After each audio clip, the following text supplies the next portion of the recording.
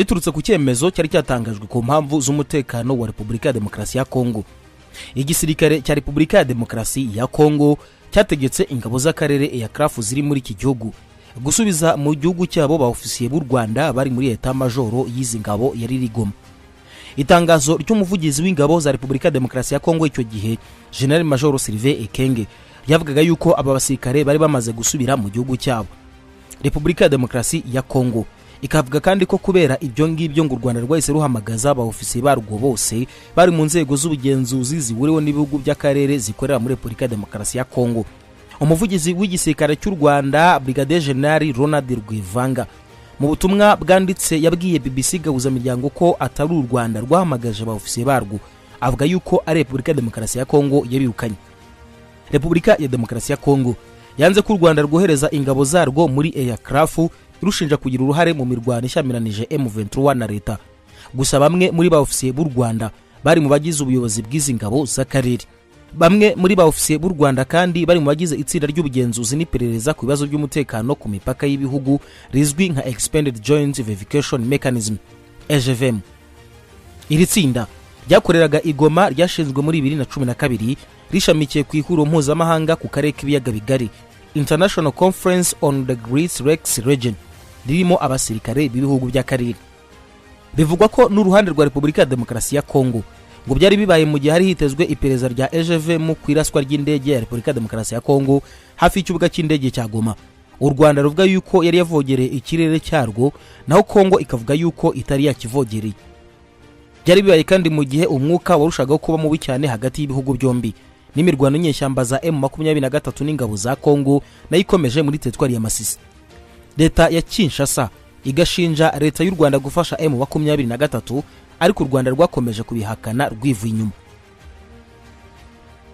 Ibi byose ntabwo bikuraho yuko UN itumvikanaga na Repubulika ya Demokarasi ya Congo ku mubare w'ingabo z'u Rwanda ziri muri Congo, kuko muri icyo gihe leta ya Congo irega u Rwanda kwivogera ubutaka ngo rwohereza ingabo muri iki gihugu.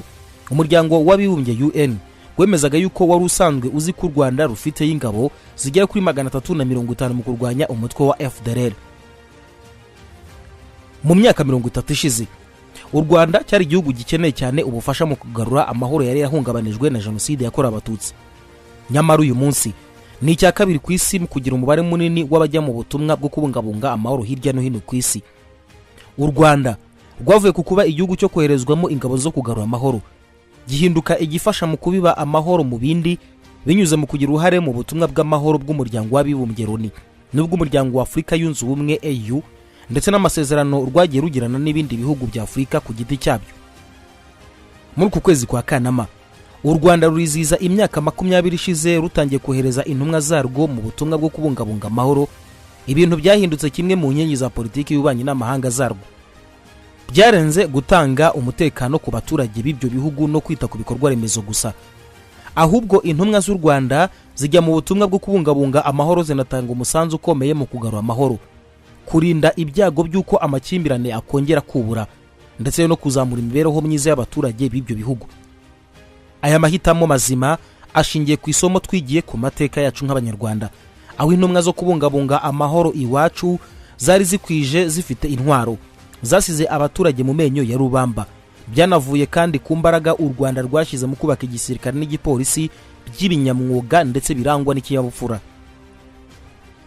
Intumwa z'u Rwanda mu butumwa bwo kubungabunga amahoro zihamagarirwa gushyira imbere cyane umutekano w'abasivile, bishingiye ku nshingano mpuzamahanga yo kurinda no kutareberera ikibi, ndetse n'amasezerano yasinyiwe i Kigali agendanye no kurengera uburenganzira bw'abasivile. Mu mwaka w'ibihumbi 2003 ubwo hatangiraga ibibazo by'umutekano mukeya i Darfur, benshi mu basobanuye ibyari biri kubayo bavuze yuko ari urundi Rwanda. Bashaka kwerekana ko ibyari biri kubayo bisa n'ibyabaye mu Rwanda, ndabara jenoside yakorewe abatutsi.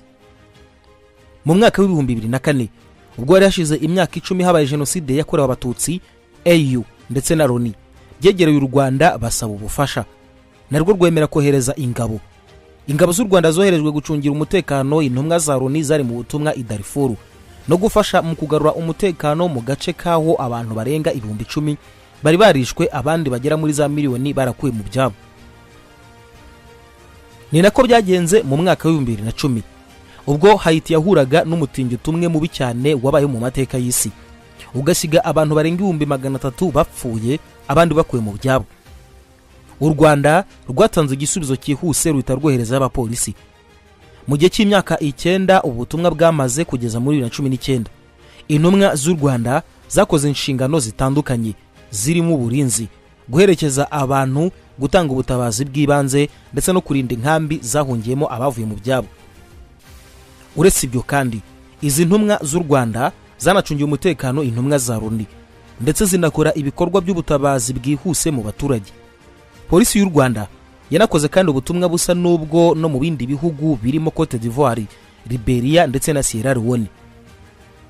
Mu mwaka w'2012 ubwo Sudani y'Epfo yabonaga ubwigenge, Loni yashyizeho itsinda rishinzwe gusubiza ibintu mu buryo, isaba u Rwanda koherezayo abantu muri ubwo butumwa bushya. Nyuma y'imyaka 2 bitewe n'imvururu zindi zavutse muri Central Africa, Loni yoherejeyo ingabo mu butumwa bwo kubungabunga amahoro MINUSCA. Uretse ibyo, hanashingiye ku masezerano ahuriweho n'impande zombi, u Rwanda rwohereje ingabo muri Repubulika ya Central Africa gucunga umutekano mu murwa mukuru Bangi no guhangana n'ibyihebe muri icyo gihugu. U Rwanda kandi rwakomeje gufasha Repubulika ya Central Africa kubungabunga amahoro ndetse no kuyifasha yewe no gukora impinduka haba mu nzego zayo z'umutekano ndetse no mu zindi nzego. Mu mwaka wa 2001 Mozambique yahuye n'ikibazo gikomeye cy'umutekano muke, ubwo abarwanyi bitwaje intwaro bafite aho bahuriye na ISIS batumye abaturage ibihumbi amagana bava mu byabo bakigarura agace ka Cabo Delgado. Nyuma y'ibyumweru bike ingabo z'u Rwanda na Mozambique zabashije kugarura umutekano muri ako gace, abaturage bagaruka mu ngo zabo. Muri ubwo butumwa bwose abo Rwanda rwohereza muri bwo bagirayo umumaro urenze gusa kugarura umutekano mu duce bakoreramo, bagakora ibikorwa bihuza abaturage nk'umuganda, ari wo gahunda y'abaturage yo gukora isuku mu gace batuyemo. Nyuma yaho hakaba inama yo kwiga ku bibazo bibangamiye societe. Nk'idarifuru muri Sudani no muri Sudani y'Epfo, abo Rwanda rwohereje mu butumwa igice kinini kigizwe n'abagore bitaye ku mibereho myiza y'umugore, aho batangije ikoreshwa ry'imbabura za rundereza. Ibi byagabanyije ibyago byo kuba bari kugirirwa nabi mu gihe bagiye gutashya. Gushibuka ku Rwanda rukava ku guhabwa amasomo n'umutekano rugahinduka urubiha abandi, byerekana yuko binyuze mu gushikama ubushake bwa politike ndetse n'ubufatanye, amahoro ashobora kugerwaho aho ariho hose ku isi. Muri iki gihe ibintu bigenda bidogera, ni na ngombwa yuko isi yose yakorera hamwe kugira ngo ibibazo by'umutekano bikemuke. Igihugu cyacu kizi neza uko bigenda iyo ibihugu bihisemo kwigira ntibindeba, bikirengagiza abaturage b'abasivile bahura n'akarengane n'umutekano mukeya. U Rwanda ruhora rwiteguye buri gihe kugira icyo rwakora mu bushobozi bwarwo kugira ngo amateka mabi twanyuzemo nako amateka rwanyuzemo atazisubiramo, haba iwacu cyangwa se no mu mahanga. Ibihugu nka Central Africa, ibihugu nka Cabo Delgado, ibihugu nka Sudani y'Epfo ndetse yewe na Darfur, ntabwo kandi nsiga n'igihugu cya Haiti. Uyu munsi biratekanye kandi ubutumwa bw'u Rwanda cyangwa se ubutumwa bw'ingabo z'u Rwanda burakomeza uko bwije nuko ukeye mu bihugu bitandukanye byo ku mugabane wa Afrika.